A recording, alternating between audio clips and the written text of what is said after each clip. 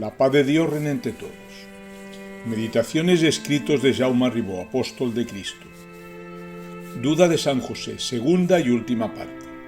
Contemplemos con transparencia cómo después de haber pasado la prueba José, tan demoledora como horripilante, y haber decidido repudiar a su mujer en secreto, el mismo día de tomar tal solución llegó la mano del Creador a socorrerles, revelando toda la verdad y liberándolos de aquella mortal congoja, porque aquella misma noche se apareció a José en sueños el ángel de Dios, advirtiéndole que María era inocente de la acusación que le hacía con su pensamiento, porque ante su pureza inmaculada como perfección y virtud sublime, el Creador la había escogido para que naciera su Hijo muy amado aquí en la tierra, el Mesías esperado, donde por tal motivo María era esposa del Altísimo, y lo concebida en ella fue por obra y gracia del Espíritu Santo, y dará luz al Salvador del mundo, en la que, cuando fuera a entregarlo a Dios en el templo, como era costumbre en aquel tiempo, le pusiera por nombre Jesús, porque salvaría a toda la humanidad de sus pecados. Al despertar José, después de terminarse el sueño, tuvo una inmensa alegría, dando infinitas gracias al Creador, ensalzándolo y glorificándolo,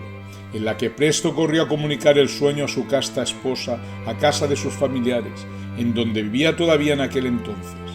Mas la emoción y gozo fue grande para la Virgen al ver cómo el Supremo, por santa caridad,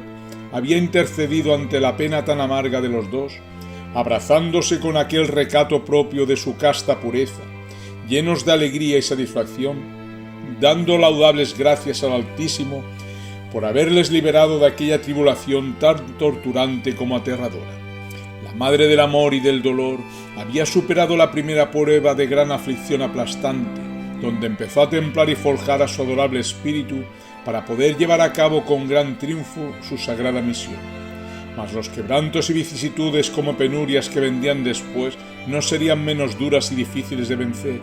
y de esta forma llegar a inmolar a su alma en holocausto sublime hasta ganar la suficiente fortaleza para aguantar con heroicidad inquebrantable la cruel y torturante pasión del hijo de sus entrañas,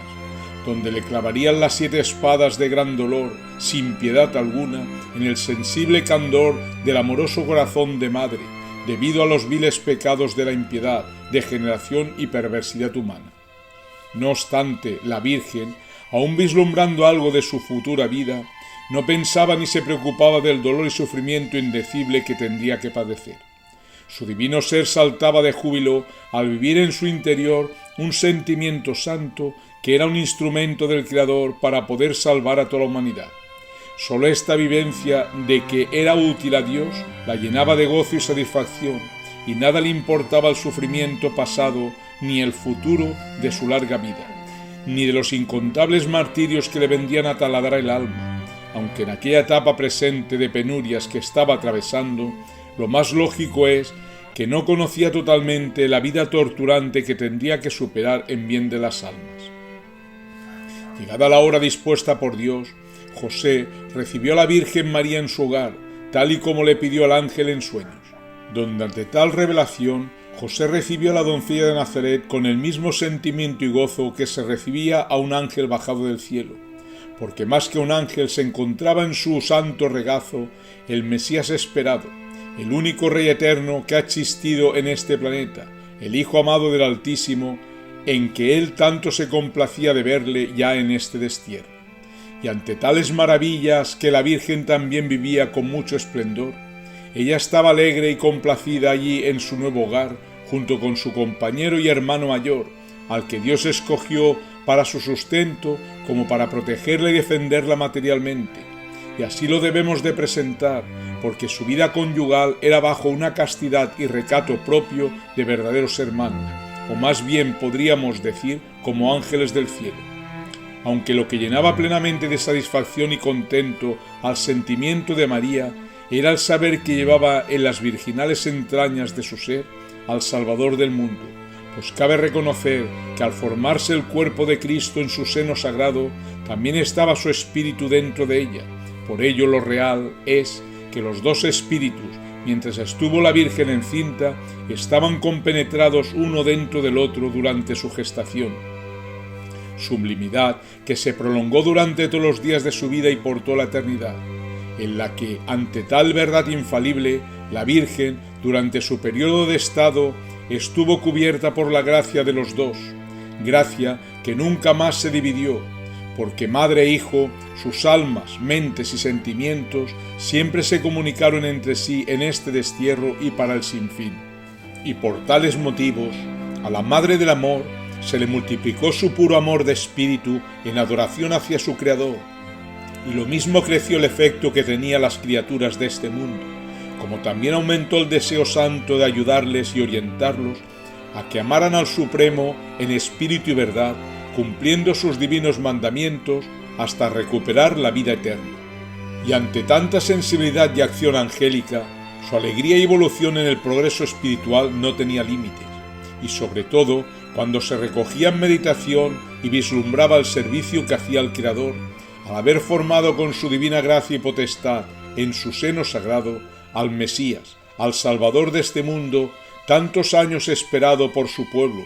y al contemplar y vivir tales prodigios en bien de la humanidad, con su mente no cesaba de dar gracias al buen Dios por haberla escogido para tan alta misión incomparable.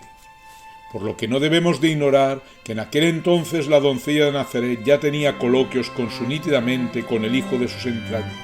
pues sentía el contacto de su espíritu en lo profundo de sus sentimientos, abriendo su entendimiento e inundándolo de luz y razón, como de pureza, verdad y vida y toda clase de sabiduría. Y ante tal sublimidad, la abnegación e inmolación de la Madre al servicio del Eterno crecía y más crecía, porque la fortaleza del amor casto y puro de los dos,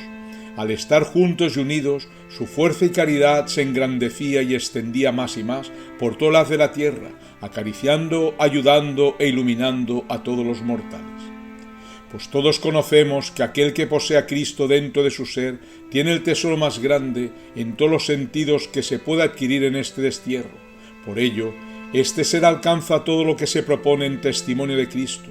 Con su mente llega a todas partes, entregando la paz, razón y vida. Socorre y levanta, ofreciendo la luz y el amor del Padre. Es caudaloso en bienes espirituales y su caridad es interminable, y por tal motivo las almas de buena voluntad, con su contacto, si ellas quieren, pueden llegar a ser salvas. Todo esto y mucho más, sin duda alguna, es lo que poseía la Virgen María ya en su hogar de Nazaret junto con el patriarca José.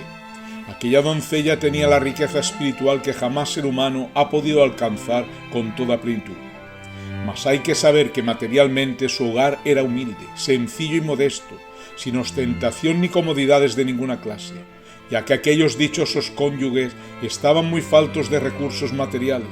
pues en aquel pequeño aposento solo había lo imprescindible para poder subsistir.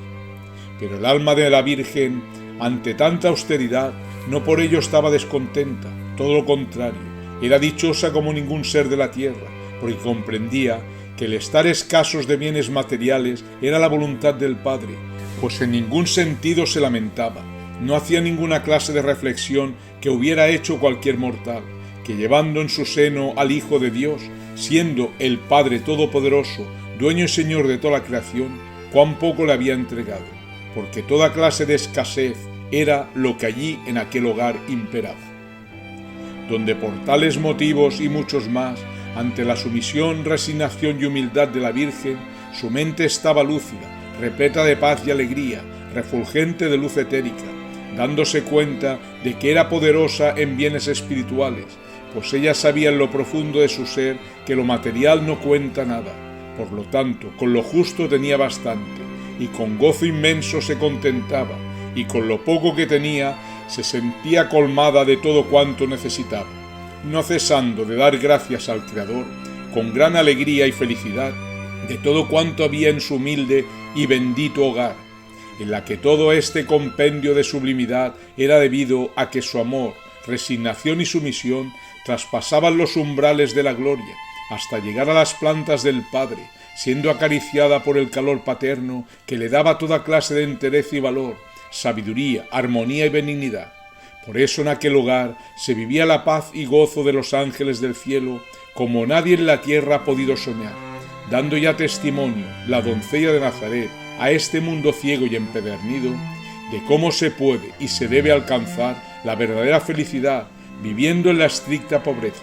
siendo necesario para ello el resignarse en todo, abrazando desde el fondo del alma con santa alegría todo lo más justo e imprescindible que se necesita para poder subsistir. La paz de Dios reina entre todos.